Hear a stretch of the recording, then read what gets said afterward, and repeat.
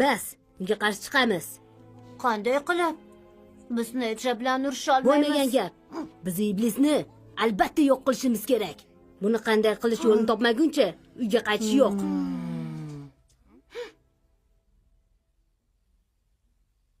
Kamondan, menda bir reja bor. Tashqarida ko'z quloq bo'lib turishing kerak edi. Bo'pti gaplar. Unga tuzoq qo'ysakchi. Tuzoq?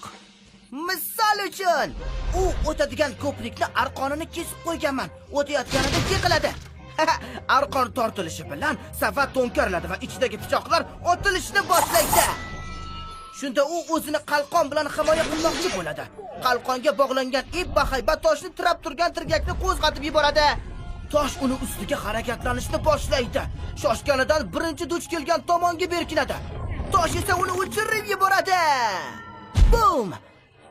U yerda uni zaharli ilon qarshi oladi. Undan qochishga urinib arqonni kesib qo'yilgan narvonga osiladi va unga ilinib qolgan ari ini bilan yerga qulaydi. Yovvoyi arilardan sog' qolish uchun ham berkinishga to'g'ri keladi. Xo'sh, qayerga qochib berkinsa bo'larkin, ha? Albatta mana bu botqoqdan boshqa joyni topa olmaydi. U o'zini shu yerga otadi. Xo'sh, qalay? O'ylagandan ancha aqlli ekansan. Men aqlliman, chunki sizdek qo'mondonim bor. Rejaga gap yo'q, lekin rejaga bu ham kam. Biz yerga dengiz tikanlarini tashlaymiz. Bundan tashqari hojatimizni chiqaramiz. Bu juda ham shafqatsizlik emasmi? Nima? Shafqatsizlik? Unga bu ham kam. Battar bo'lsin. To'g'ri. To'g'ri. To'ppa to'g'ri. Yaxshi.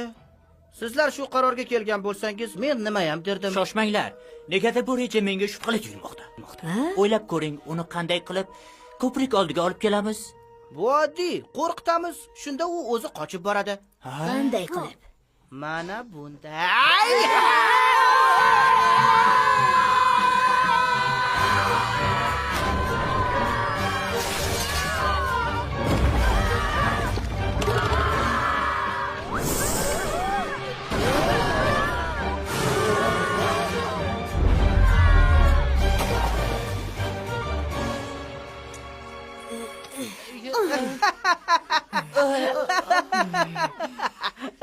Balchiq teriga juda foydali. Muolajadan so'ng ancha yengillashgandirsiz? Qo'mondon! Necha boshimga urib, kiyimlarimni tortib oldi.